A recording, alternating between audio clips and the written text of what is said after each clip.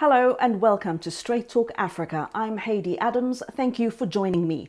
This week, Sisterhood! Sisterhood! Hear my voice! we'll look at the power of the global Me Too movement. What effect has it had on African societies? To be a woman is not a crime! Across the continent, survivors of sexual harassment and abuse are taking to the streets and social media in movements that have predated and outlasted the peak of the global Me Too movement. But has anything changed in the way sexual violence is addressed and prosecuted in African countries? We'll also bring you a new report by Human Rights Watch about domestic violence during the COVID-19 pandemic and how lockdowns have put women and children at greater risk. We'll examine all that and more. Straight Talk Africa starts now.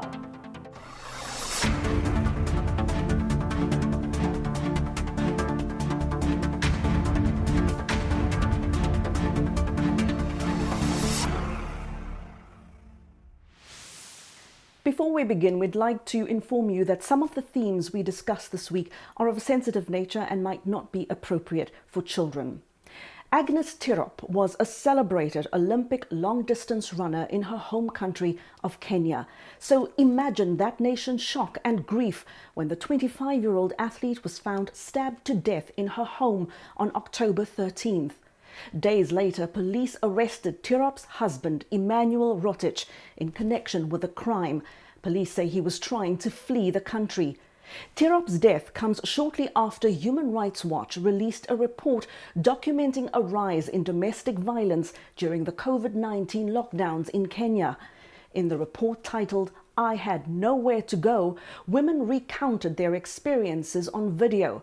The report also evaluates the government's response and services to prevent gender-based violence and offer survivors help during the pandemic. Here is a video excerpt from that report. He used to take advantage during the lockdown because he knew I couldn't go anywhere. He beat me up so badly, something that he was used to doing. That day, I thought he was going to severely hurt me because he kept saying he will kill me one day. Gender-based violence has become a national disaster in this nation, and therefore it needs to be dealt with as a national disaster. When COVID came, it came with that component of social distance. If you are in a situation where the husband is the one who is working, now he uses the power, which is having the money, to now manipulate or abuse this other person. So home became danger in the sense that you are forced in one way or the other to be with the perpetrator with limited options.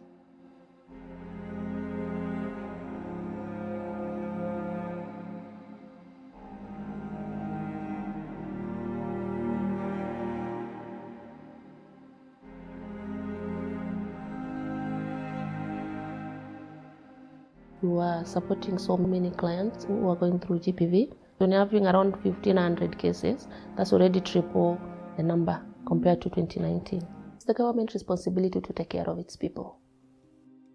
Violence as a way of affecting somebody's mental well-being to a point of sometimes even making smaller decisions becomes very difficult. So by the time a woman is deciding to come out of an abusive relationship, there's need to be a lot of support. I made a decision to leave. I went to the hospital and then went directly to the police station.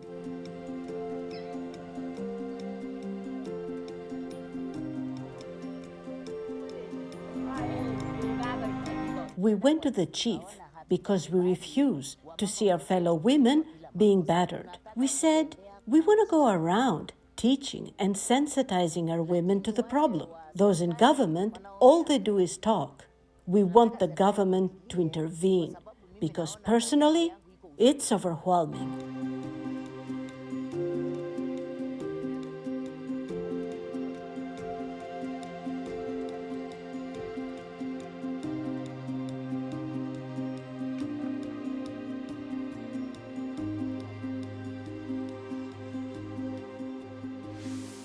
That video accompanied Human Rights Watch's report titled, "I Had Nowhere to Go." I spoke to the producer of this video, Audrey Kawire Wabwire from Human Rights Watch in Kenya, about the details and the main themes of the report. Audrey, welcome to Straight Talk Africa. Please tell us, what does this report by Human Rights Watch aim to show us? Thanks so much for having me. The report is based on interviews with 30 people, activists, survivors, people in the media, others working in NGOs. And they spoke about their experiences and their work during the lockdowns last year. There was media reports about gender-based violence, about high numbers of teen pregnancies in Kenya last year, and Human Rights Watch looked into research, particularly on gender-based violence. And the findings were that among the survivors, many of the survivors did not have somewhere to go, as the report title states. There was nowhere for them to go to get medical assistance and just other social support that they needed at this very difficult time. So we talked to people who were, sexually assaulted or beaten in their homes by relatives, family members, neighbors, other close people, and even strangers in the community. And when this happened to them during, let's say, normal times before the pandemic, it was possible to go to a friend's home or a relative's home or escape to somewhere in the community. But now, because there was a lockdown and the government did not want people to, move around so much to prevent the spread of the virus, survivors were locked in the home and they had to stay sometimes with their abusers, which is a really difficult environment, of course. And many survivors we spoke to did not feel free to report to the police just because of, feeling like there was so much corruption and interference with the investigation, particularly in small communities. And so they did not want to go to the police. The police are not always sensitive to survivors of gender-based violence. And so this is just one barrier they faced in getting justice. They could not really go to health centers and hospitals because, remember, during the lockdowns, especially when the pandemic had just started, the capacities for most health centers and hospitals was really limited because they were dealing with the pandemic. And so having to face all this violence and not really having somewhere to go for counseling or to get first aid medical care, this was a really tough spot that survivors of gender-based violence were put in last year, and even as the pandemic continues. And Audrey, just to give viewers an idea of how bad it can get in a short space of time, I was reading in this report that according to Kenya's National Crime Research Center, the number of gender-based violence cases increased by 87% in 3 months. And that was just during April to June of last year. Of course, it all happened while the COVID restrictions and lockdowns were in place in the country. And so, Audrey, just confirm for us, these are just the cases that we know of, right? That have been reported and where women have come forward and their stories have been documented in some way or form. These numbers, these high numbers that we are reading about, are the cases that actually go to the police and are documented in some way. But most of the people we spoke to did not feel comfortable going to the police. There's so many beliefs and experiences that deter them from going to report.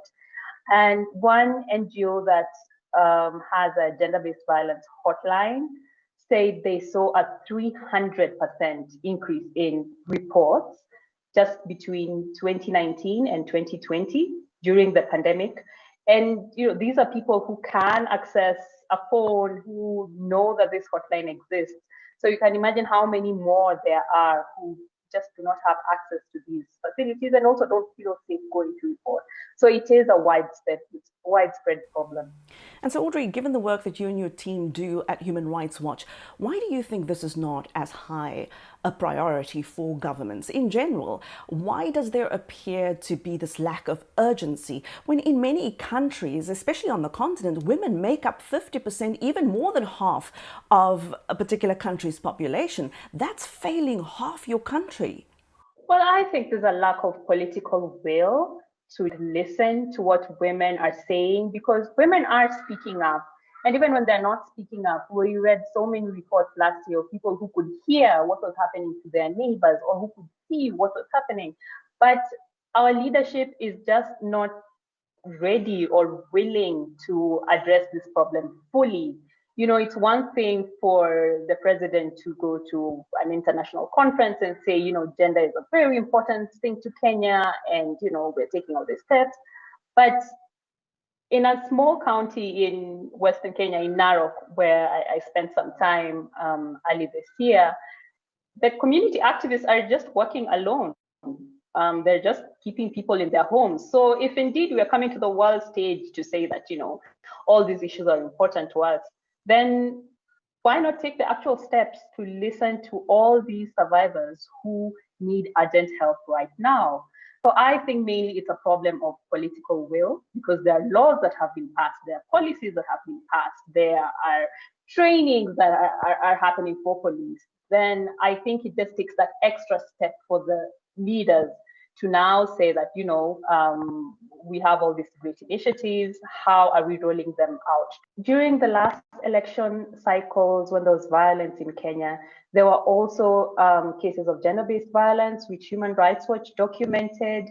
And each time the government has sometimes acknowledged that the problem exists, but taking the extra step to actually support survivors, to actually help them get maybe healthcare or other social support that they need, the government has failed on this. While Kenya has passed laws and policies regarding gender-based violence, this pandemic really tested these mechanisms and showed that, you know, there's actually no support. There's nowhere for women to go or girls to go when they face this kind of abuse. They require shelters, and there were no shelters for people to go, and they resorted to going to activists' homes, and the activists were basically taking care of them at their home with their money, their food. This is something the government should have been doing. The government should have made sure by now that after all these trainings that the police have done, they're able to receive survivors of violence and take care of them and make sure that they're not even going back to abusive environments, or to show that they're actually arresting and taking all these cases right to the end. But this did not happen, and this is a big failure of the government right now. Now, Audrey, for someone who is looking to get out of an abusive situation, but who perhaps doesn't know where to go, what to do next, or even really what their rights are and how to exercise those, from the work that you do, what kind of advice or guidance would you give them? There are community activists who are working every day, day and night, to just help women understand what their rights are and where they can go, and that they have the option to report. Now, reporting is very difficult, and even getting out of an abusive environment is very difficult. But just to have the knowledge that whatever's happening to them is wrong is quite important. But I do feel that this question, that, you know, what can women do? I feel like women are doing a lot more than they were in the past, and there's much more access to information. But apart from knowing what you can do, you do need the support to leave a difficult environment. And that support needs to come from the government. So this responsibility lies with the government more than, it does not lie with the women at all. People need to know that they can go somewhere, they can get out of their abusive homes, they can go somewhere to get healthcare and counseling, and, you know, to stay just away from all the horrific things that they've gone through. So as much as they know, the government does have the major responsibility here to take care of all survivors. Audrey Kawire Wabwire from Human Rights Watch in Nairobi, Kenya, thank you so much for your time. Thank you so much. Yeah, and have a good rest of your day. Many survivors of domestic and sexual violence often hesitate to come forward, let alone open a case, because of stigma. They worry they won't be believed, that they'll be blamed, ridiculed, ostracized, or even attacked again. In Africa, research and recent examples show how society, the media, and social media can perpetuate a culture of victim blaming. In September, a so-called rape demonstration on television in Côte d'Ivoire sparked outrage. TV host Yves Dembele encouraged a convicted rapist to use a mannequin to demonstrate how he attacked his victims. As Kader Traoré simulated his techniques for, quote, a successful rape, the show host asked if Traoré's victims enjoyed it. The two men then offered women advice on how to avoid getting raped. Amid a nationwide backlash, a court convicted both the host and his guest for glorifying rape. Dembele was fined about $3,600 and Traoré was sentenced to 2 years in prison. In South Africa, which has one of the world's highest rates of rape and femicide, studies show that those who report incidents to police are often re-traumatized. They experience victim blaming, threats, and their cases are often delayed or botched. Look at this study from Nigeria, which shows victim blaming is flourishing in Africa's most populous nation. It says a national survey found that nearly 25% of women aged 18 to 24 years experienced sexual abuse before age 18, and that survivors are often blamed for indecent dressing and keeping the wrong company, others for being careless or walking alone. Then last year, the University of Nairobi came under fire for victim blaming a female student who had reportedly been raped by a gang of men. In the memo, campus security accused the woman, who says she was attacked while walking home at night, of recklessness. After more than 6,000 people signed an online petition asking the university to blame the male perpetrators and not the woman survivor, the university apologized. Now today, our show features mostly women activists and survivors speaking out about victim blaming and how they are often met with more questions than support in their communities. We also asked men in South Africa and Kenya if they think survivors of sexual abuse and assault are supported in their communities.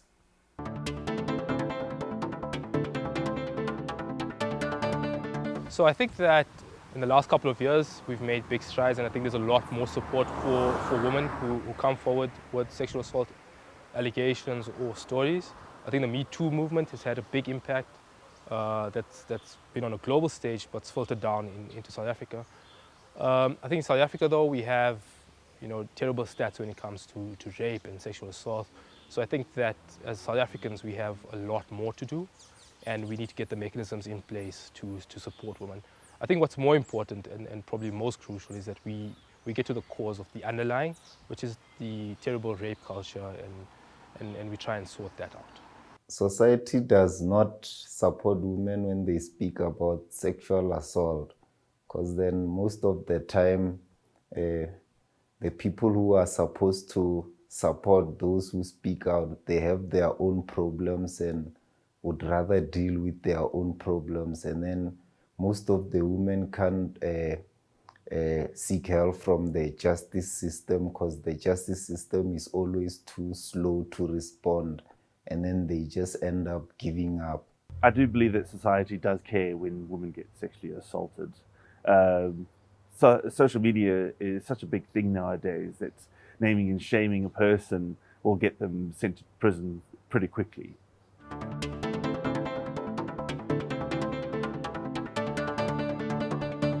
Sex is something that is supposed to be done in secrecy.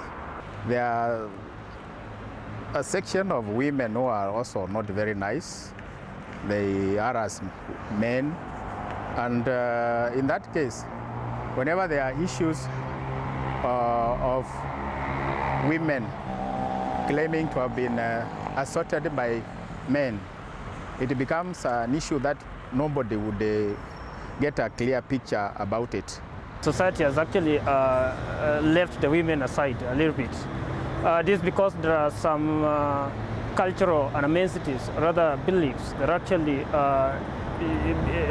viewed sexual matters, rather statements, as very secretive things that actually should not be shared. The society views a situation where a woman is complaining of sexual harassment, that she's the one on the wrong, that she's the one who is most of the time mischievous or doing the wrong thing. Yeah. So usually the society will look down upon the woman who is complaining about sexual harassment.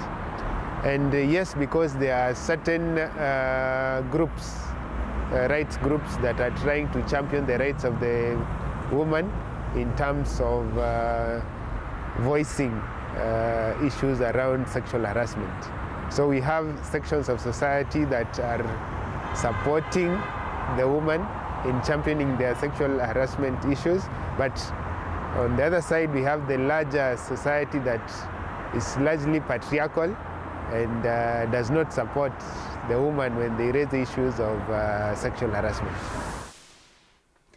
And we're going to take a short break here on Straight Talk Africa. When we come back, we'll look at the power of the global Me Too movement and its many versions in African countries. We'll look at what's needed to eradicate victim blaming and bring perpetrators of sexual violence and harassment to justice. We'll be back in a moment. Health, wellness, sport, beauty, medical breakthroughs. Healthy Living cares about your well-being. What are the main health concerns in Africa and around the world? Find out the latest on coronavirus. Connect with our experts and ask them questions. How long does the virus stay? Join me, Linor Moudou, in Washington every week on Healthy Living, right here on VOA.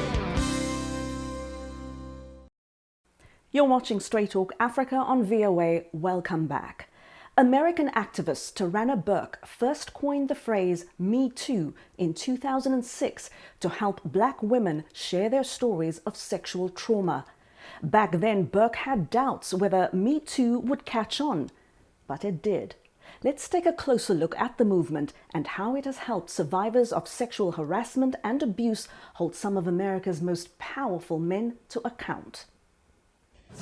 In 2017, the Me Too hashtag turned into a global phenomenon, a rallying cry against sexual abuse and assault for women across the Americas, Africa, the Middle East, Asia, and Europe.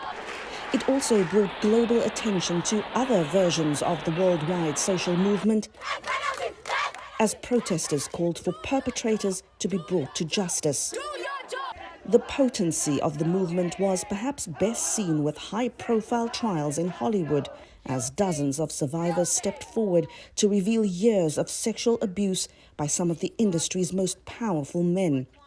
Movie mogul Harvey Weinstein was convicted for rape and sexual assault. He is now serving a 23-year prison sentence. In 2018, comedian and actor Bill Cosby was convicted of aggravated assault and sentenced to 3 to 10 years in prison. However, he was freed in June after his conviction was vacated by the Supreme Court of Pennsylvania for violations of Cosby's Fifth Amendment and 14th Amendment due process rights. As Cosby walked out of prison, another entertainment icon faced multiple allegations of sexual abuse spanning decades. Robert said, "Don't believe everything you hear." R. Kelly has been charged with multiple counts of sexual assault. In an explosive documentary, sexual assault survivors recounted how R&B superstar R. Kelly preyed on teenaged girls. Black women had been talking about this story since 1991. America has not held abusers accountable. This is us, America. This is us letting this happen. I know the names of 48 women whose lives Kelly has ruined. 48 women can't be lying. Yo, killing me with this! In September, Kelly was convicted of sex trafficking and racketeering. He's awaiting sentencing and faces separate charges of sex abuse and child pornography.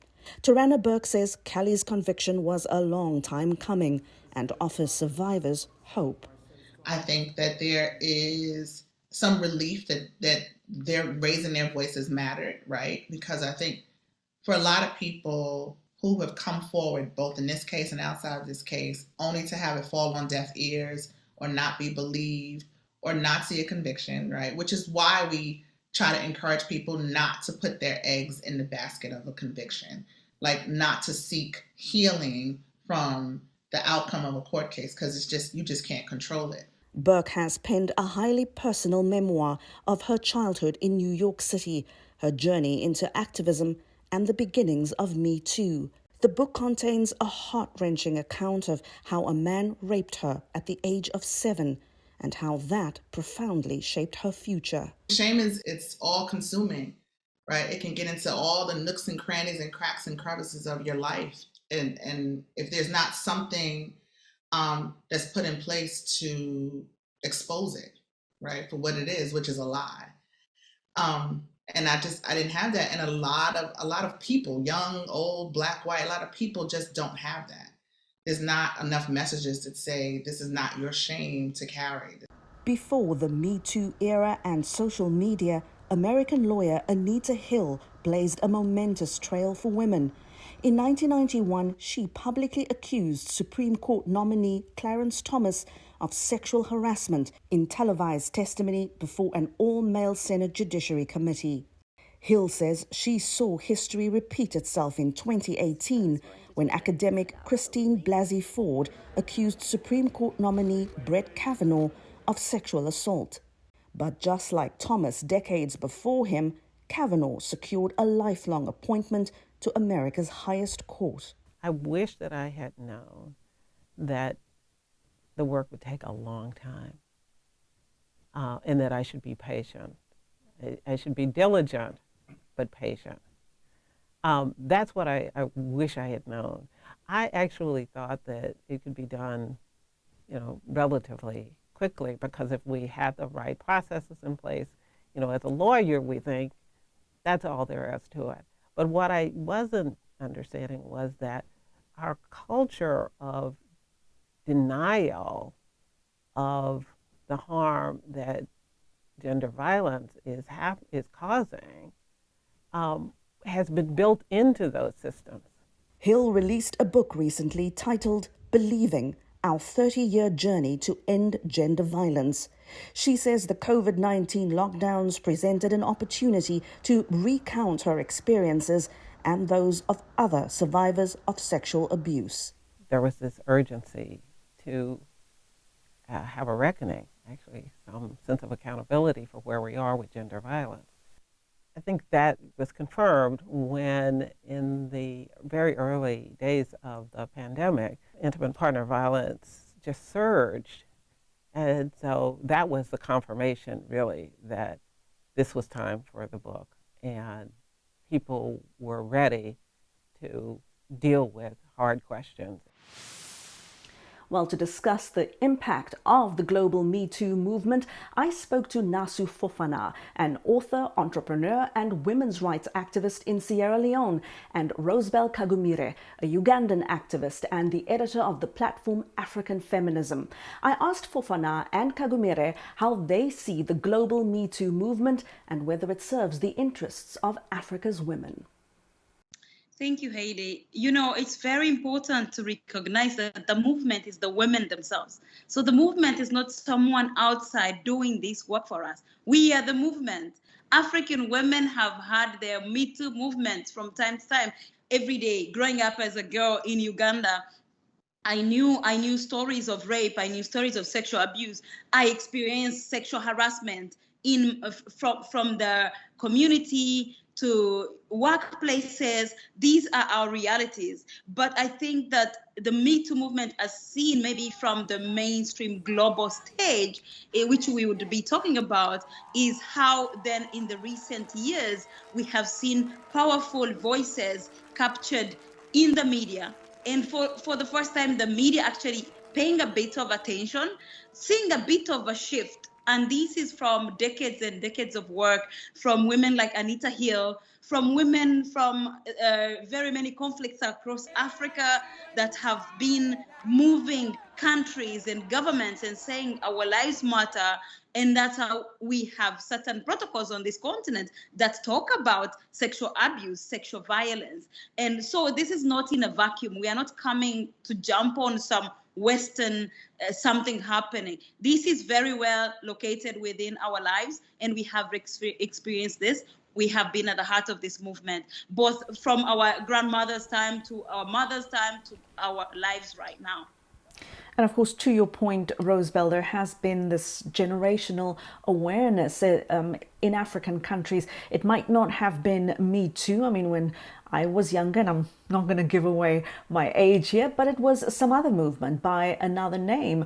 Naasu, in recent years, we've seen End Rape Culture, that campaign in South Africa, the My Dress, My Choice in Kenya, and if I'm pronouncing this correctly, Nopiwuma, or the I Will Not Shut Up campaign in Senegal, and other movements that did not necessarily flow from Me Too, but that originated in Africa, right?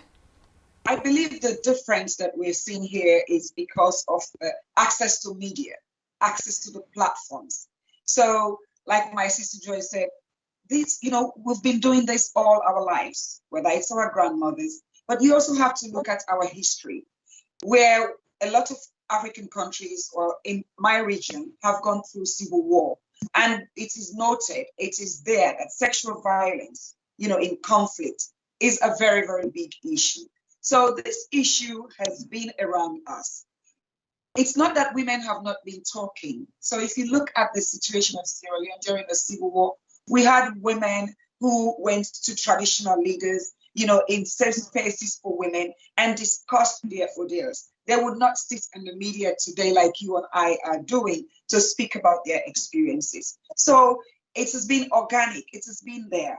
But of course, the culture of silence, the way it's been viewed in society, the stigma makes it difficult for women, regardless of their socio-political status, to actually speak.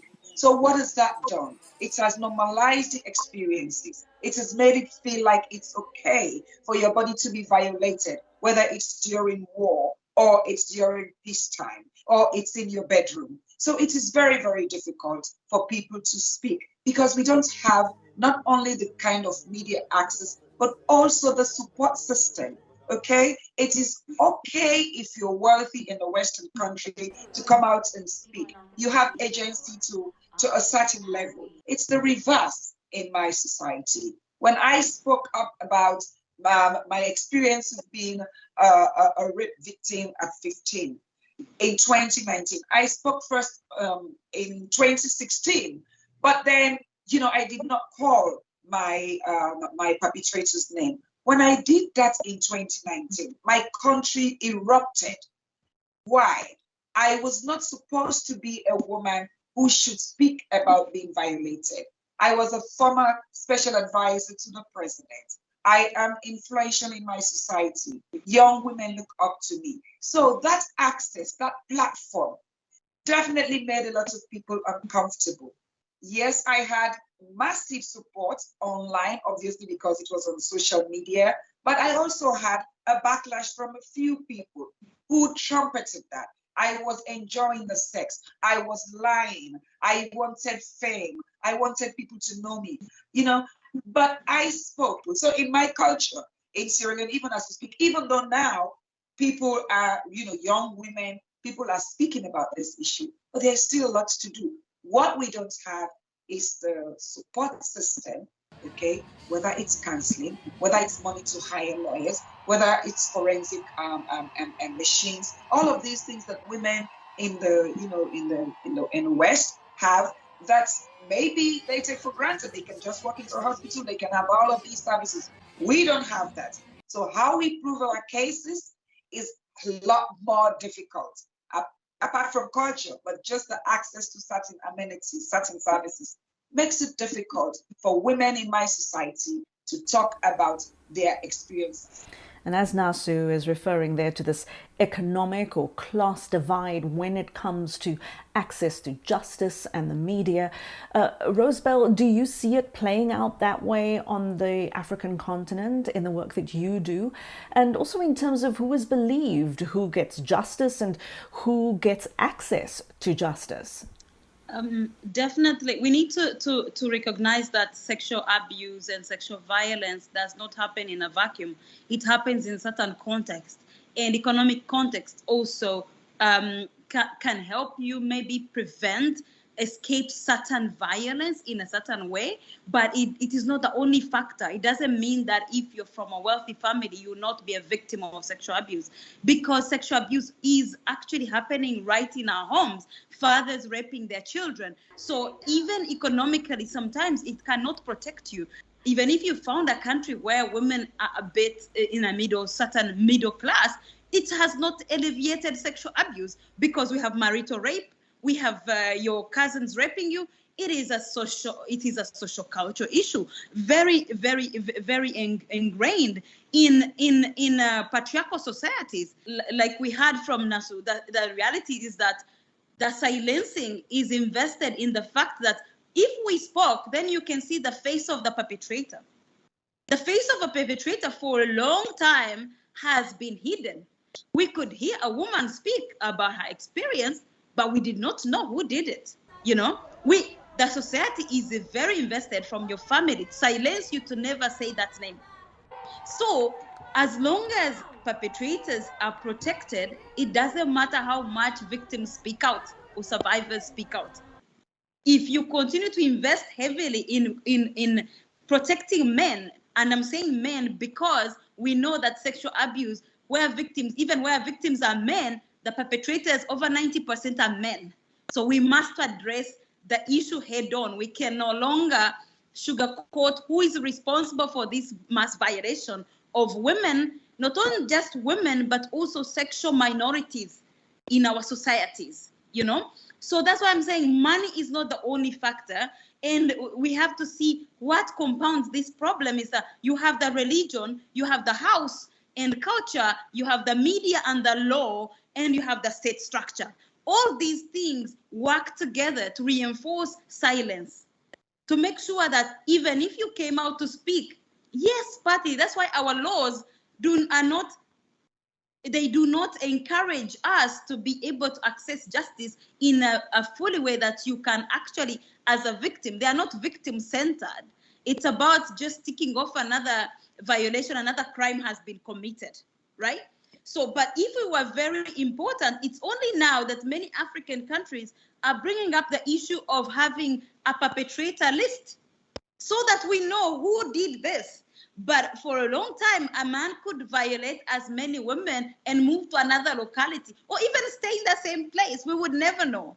But we have to continue to understand that this is sexual abuse is happening in a dynamic where there's very power imbalance, gendered power imbalance. Women are denied power right from home, from school to everywhere. In many ways in Africa, it's even worse because it is colonized power. Our laws are colonial. Everything, we have dismantled systems, cultural systems that could have protected women and children. So we have to remember all these class, but also other factors like sexuality, gender identity, that make other people's lives even much worse, that they would not even be able to, the small room that we can have probably as cisgendered women to discuss, that so many people would not actually even have that space because their lives are criminalized. Our societies are hell-bent on silencing their identity like they don't exist. We're going to take a short break, and when we come back, I'll bring you more from my conversation with women's rights activists Naasu Fofanah and Rosebell Kagumire. We'll also show you how survivors of sexual abuse by priests are calling for historic reforms in the Catholic Church. Stay with us. We'll have all that and more when Straight Talk Africa returns.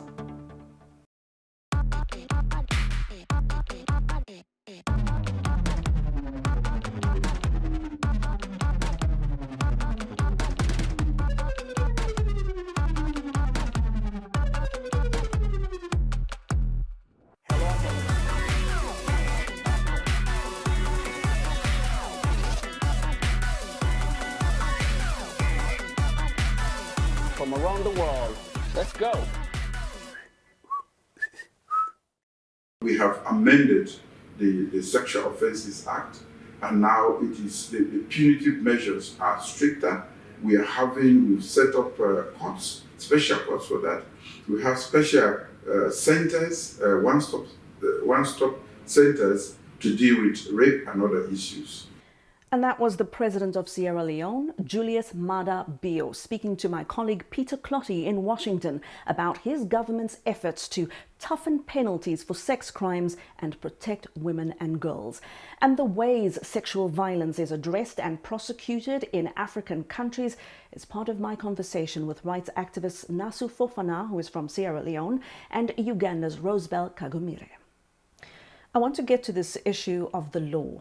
Now, in my home country of South Africa, we have beautiful, very good-looking laws. On paper, the country looks progressive, in step with the times. Women look empowered more so than ever before. But on the streets and behind closed doors, it's a different story in terms of how those laws are enforced. And when you find women's dead bodies turn up in bushes. Naasu, in your country of Sierra Leone, what is it like to engage with the law for someone who wishes to come forward and report sexual abuse and assault? What is the journey of reporting a crime like that? What is that like? Well, first and foremost, the higher percentage of our victims are minors. Okay, so they are mostly children below the age of 18. So obviously, they need the parents and, of course, the states to help them through the process. One thing that we really, really know that makes it frustrating for victims from the time they go to the police, especially the police, your first point of contact within our system, within the context of Sierra Leone, which is the family support unit within the police, is the least funded division of the Sierra Leone police. The first point of a victim's, contact with the law is a police station that is mostly sometimes filthy. There are other people. The issue of confidentiality is almost not there. You go there, they are not equipped. They don't have computers to even take proper records. They have to rely on, sometimes their own personal resources. So when a victim walks into, we call them the FSU, you are seated in this place where sometimes people in the next room can actually hear what you're saying. Okay, so you've gone there for some kind of safety or justice, but what you start seeing immediately is people will know, oh, now that, it's that woman or that girl who they raped. Because of social media, the moment something happens now, it's all over. So most of the time, by the time you're there, the media is there, people are there, so you're already recognized. After that, after your reports, they're giving you a medical paper to go to the Rainbow Initiative, which is a referral organization which I work with. I'm one of the founding members. I'm actually going to step out after 9 years. So they give a medical certificate that comes back to the police, and the police will then use that to do further investigation and then send the case to the law officers department in the Ministry of Justice to get advice whether to charge or not to charge. Now, that is when things are going smooth. Most families or most victims don't have the money sometimes to go back and forth during this process. And when it gets to court, the time that it takes, okay, through the investigation, of course, we don't have a forensic lab, so proving rape is a huge issue. It's your word most times against somebody else's word. And so the strenuous activities that survivors go through, sometimes they just get discouraged. They just get discouraged and leave the case. We now have sexual offenses courts, okay? But there's so much backlog and just this amount of judges to sit on these cases. So even with that step, it's also underfunded. So for victims and survivors, the road, we have all these structures being set, but we don't have the investment We don't even have data to inform certain decisions. We don't have experts. We don't have psychologists here that can go into court to actually even look at the psychological impact. So victims will face perpetrators in open court. Now these days, I mean, there's some psychosocial counseling, but you need so much more to be able to face somebody in a court of law. Investigating sexual violence from the beginning really works against victims and survivors. So most people, unfortunately, walk out and just stay back and see what happens and say, we left with case E God. We leave it in the hands of God Almighty. I want to touch on this issue of shame around sexual violence and who has to carry the weight of it and the responsibility of proving what happened, and women not being believed in society and in their families and in their communities and in their countries. We see this all the time. Rosebell, you've spoken about this in the media, that the shame and the stigma still falls on the survivor and not on the perpetrator. Definitely, this is a very big challenge. And for me, it comes back to power. For a long time, when you as a social group have been dispossessed of the place in society to be seen as knowers. Imagine in a society, in any day when you walk in any country, who surrounds you? It's men. So every day on TV, we tell our society that believe men, they're the ones who know. If a man does not back up your story, it doesn't have even to be about sexual abuse. They're not going to believe you. You have to prove yourself every day that you know something. So then imagine from that disbelief that a woman knows and she's telling the truth, the idea that a woman is a liar, and all these stereotypes that have been put on women to prevent them to step into the public discourse. It's about control. It's about who controls the public discourse, who has the power to be seen as knowledgeable, intelligent, and believable. It extends to that. So when that meets the control of public discourse, it meets this idea of you need to control women's bodies. It is rooted in that. Give men have enough room and entitlements to do whatever they want. But if a woman defends themselves even a little bit, even you speaking back, you're not supposed to speak back. It's about control of voice or who occupies which space in society. So for me, we cannot just be about only sexual abuse, because this is actually a symptom of greater power imbalance and control and abuse and subjugation of women and minorities in our countries. We live in a very hierarchical society that, ageist society. If you're a young person, you cannot even claim to know anything. So as a young person, when something happens to you, you have nobody to trust. Because the first thing they're going to blame you, the first question is, where were you going? I told you. So we have adapted as a society of this power imbalance and abuse in a very mode of protection, but it's not working, because we think if we tell a girl, don't sit properly, don't dress this way, don't walk at night, we think that's protection. It is not. We have not told men how to behave and how to be accountable and to be held accountable to the things they do to women. Until we do that, no matter how much we tell women to behave or sit or dress, occupy which space and go separate them, I don't know, we are not going to achieve anything. So that's, for me, that's where it is. We have to see this as great as how gender power was really toppled in our communities because of colonization, and creating a hierarchy where you have a man at the top and the rest of the people should be quiet. And that has not always been like that. We had communal approaches and communal courts everywhere on this continent, where people could be heard, people from different places. But we are still using the colonial approaches to our living, and it's not working. And it's not working because the colonial state we have inherited is a violent state. Even where you're trying to get justice is already violent. I have a friend who was assaulted, and she went to report, and the same police officer who was supposed to be taking her statement was like, was already sexually harassing her. You know, the sexual harassment that happens to victims of sexual abuse, it's insane, you know. It happens. Once you speak out, it's not just the story of one man assaulting you. It's many men looking to assault you. That's how sick we are as societies, you know. And this is happening in person.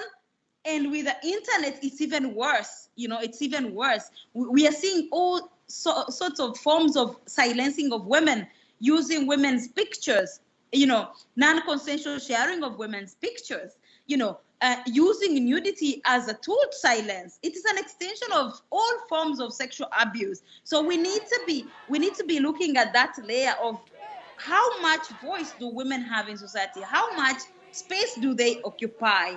We might tick off this whole gendered, you know, index. We have these women in parliament, but it does not translate to the realities of women. So we need to be serious about dismantling patriarchy and making sure that our discourse, our power is more balanced, that people, all people in our communities have a chance to speak back. You had 2019 when this young woman was killed in Cape Town, you know, raped and killed. We had very many protests, you know. Namibia, you know, last year during COVID, young Namibians were on the streets, shut it all down.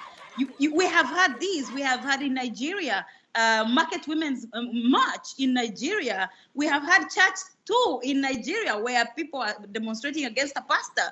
All these movements are happening because I think young people are occupying more space than before, and they are more daring to say we are here and we are going to challenge the systems, the colonial and cultural systems like never before.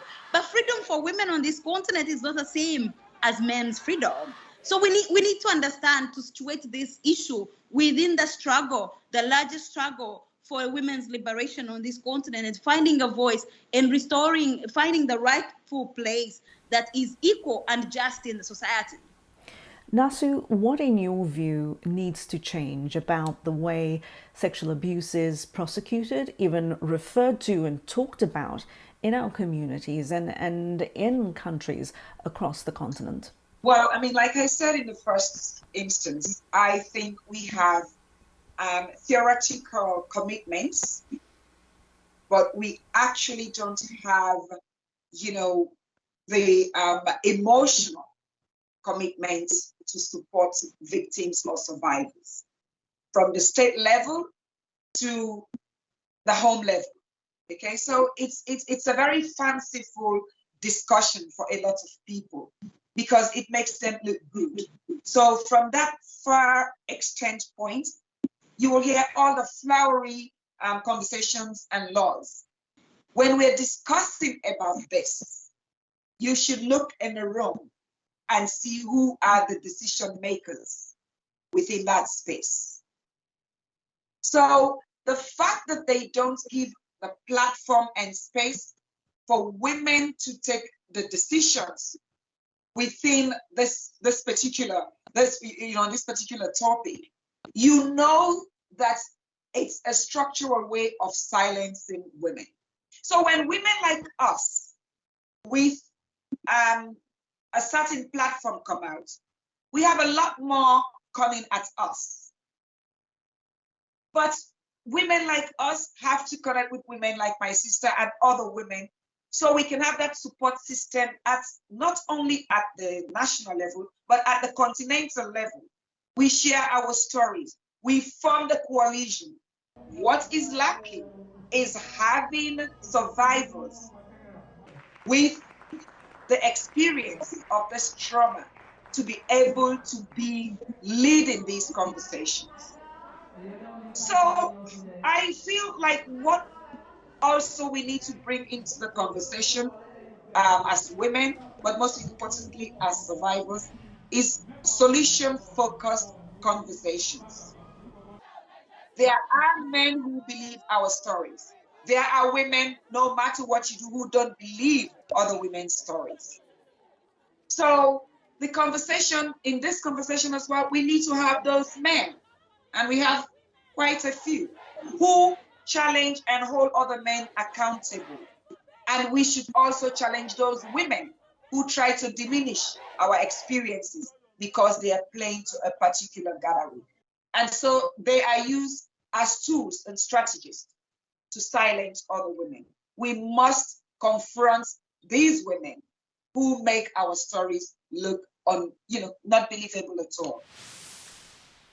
And a big thank you to Naasu Fofanah in Sierra Leone and Rosebell Kagumire in Dakar, Senegal, for sharing their experiences and perspectives with me on this very important subject. It is much appreciated. Survivors of sexual abuse by priests in France are calling for historic reforms of the Catholic Church after an independent commission found that hundreds of thousands of children had suffered systematic abuse over the past 7 decades. We get this story from Henry Ridgewell. Jean-René, Jean-François and Joseph were around 10 years old when the abuse began. Priests at the Chavagne-en-Paillé Seminary for Minors in Western France engaged in systematic sexual abuse against the children in their charge. When the idea came to them, they would come and get us. Haven't seen you for a long time, come on. And they would take us to their rooms. The Catholic Church covered up the abuse. When someone, a priest, behaved too scandalously in one place, whether in the seminary or in the parish, the bishop would move him to a parish where he would do exactly the same thing he had done before. For decades, such horrifying stories of abuse and cover-up were repeated across France. The Commission findings, published Monday, revealed that at least 216,000 children, mostly boys, were abused by up to 3,200 priests and other clerics since 1950. When abuse by lay members of the church is included, the number of victims is estimated at 330,000. Above all, there was a series of neglects, failures, silence, and institutional cover-up, which were systemic in nature. Pope Francis, Tuesday, offered this response to the Commission findings. Numeri considerevoli. I would like to express to the victims my sadness, sorrow for the trauma that they have suffered, and also my shame, our shame, my shame, for the Church's too long inability to put them at the center of its concerns. Under French law, many of the offences are too old to prosecute. The Commission called for the Church to increase financial compensation to the victims, payments which are scheduled to begin next year. Some victims say the Catholic Church itself must undergo historic reform. Aujourd'hui, une réforme de l'Église à vivre. This involves a process of profound change in the practices, relationships, and governance of the Church. Earlier this year, Pope Francis changed Catholic laws to explicitly criminalize sexual abuse. Amici Pellis de Rosas heads the group Catholic Voices in France. I think as long as you have one case left, one predator, one victim left, you need to do more. But